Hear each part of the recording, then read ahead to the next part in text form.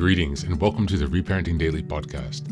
In this podcast, we'll dive deep into reparenting, exploring all of the tools and resources that you'll need to help you along your journey. This podcast is divided into 3 sections. The first is a daily reading. The second is a discussion of the reading followed by suggested journal prompts. And the last section is a peaceful meditation for closing.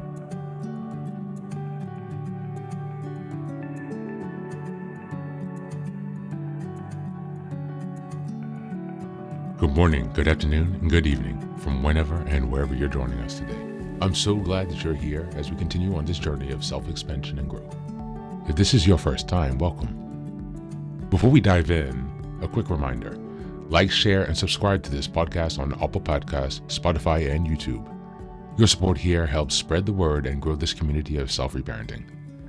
Now for a few updates. First, I'm excited to introduce our Patreon community, where for a small monthly fee, you can join us for 3 weekly reparenting support meetings.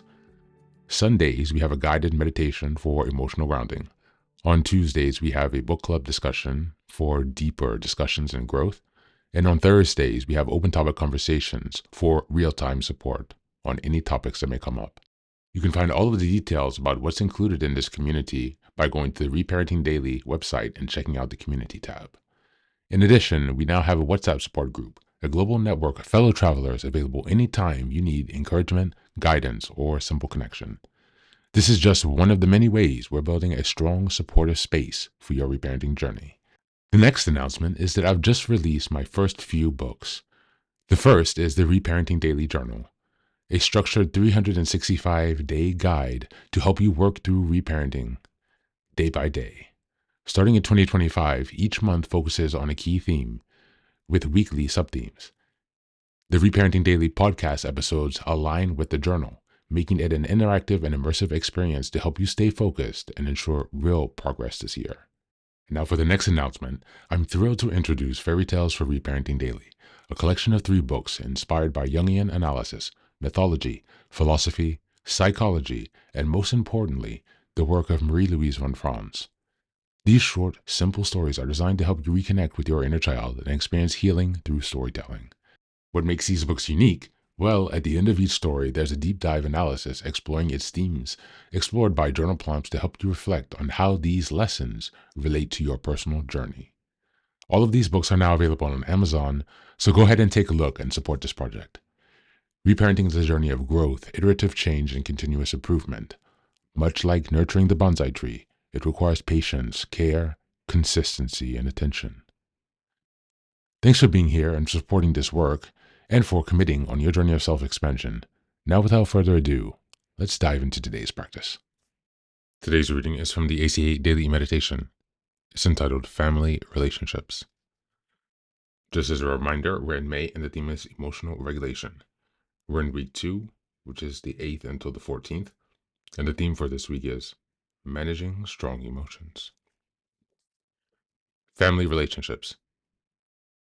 At an appropriate time, we review the relationships we want to have with our families. We will choose to avoid some family members because they are draining or abusive. Big Red Book, page 123. Even though we live through the same experiences as others in our families, we may have reacted differently and developed different scars and ways of coping that often divided us much more than it united us.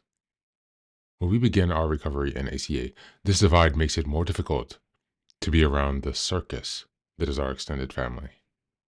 With practice, resolve, and support from those along the healing journey, we give ourselves permission to avoid situations that can drain us of all of our energy and cause us to revert to our own dysfunctional behaviors. If we think some family members are too toxic or abusive, we can simply disconnect. We don't have to participate because we know how emotionally draining they are. We have a choice. We don't have to go down with a sinking ship. This separation does not have to be forever. Many of us eventually get to the point of reintroducing our true selves to the family, and we let them make the choice to interact with us or not on our terms. On this day, I give myself permission to separate from my family's dysfunction. This gives me the opportunity to become who I am meant to be. not who I am expected to be. Thank you, and that's the reading for today.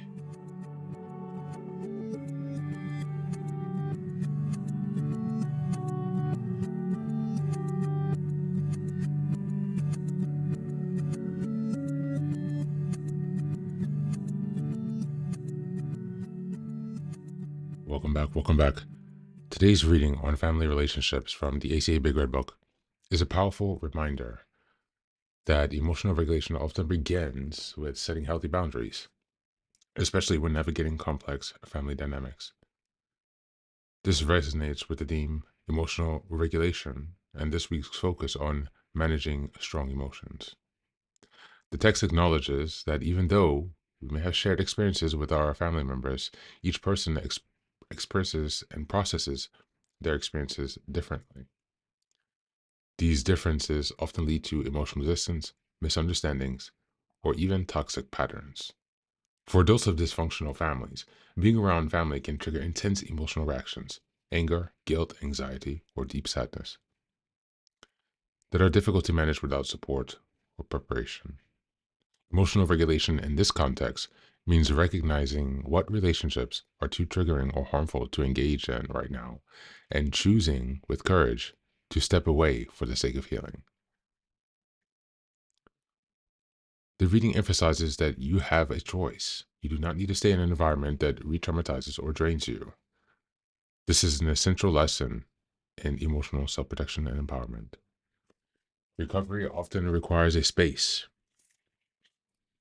to discover who you really are without the pressure to perform, please, or survive within this family system that may be operating in dysfunction still to this day. And importantly, this boundary setting isn't always permanent. It can be a sacred pause that allows you to reconnect with your true self first. When or if I reconnect happens, it can be on your own terms, with emotional strength and self awareness.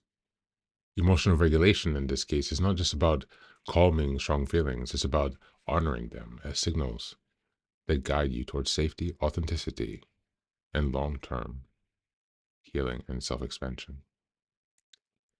As we go to the journal prompts, number 1, which family dynamics or relationships most frequently trigger strong emotions in me? And how do I typically respond? Number 2, what boundaries do I need to set or strengthen to protect my emotional well being and stay grounded in my recovery? And number 3, what does it feel like to give myself permission to step back from the dysfunction in order to heal and to become my true self? That's it for today. As always, thanks so much for being here. Take care of yourself and please do be well.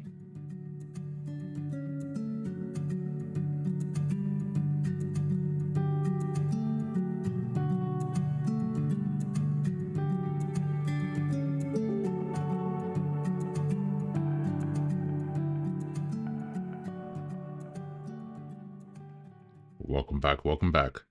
Now, this is the third and final section of the daily podcast. This is your silent meditation. Please go ahead and find a space where you can be comfortable and undisturbed, where you can relax and spend some time with yourself for this 10-minute silent meditation. You can choose to be sitting, standing, lying down, or in whatever position makes you comfortable today. Take a moment to simply be with yourself. Focus on your breath and gently connect with each part of your body. If thoughts arise, don't let them overwhelm you. Just observe them without attachment. Imagine them as leaves drifting down atop a river, passing by without needing your engagement. Stay present, grounded, and open to this moment, no matter what time you are listening and practicing this meditation. Namaste.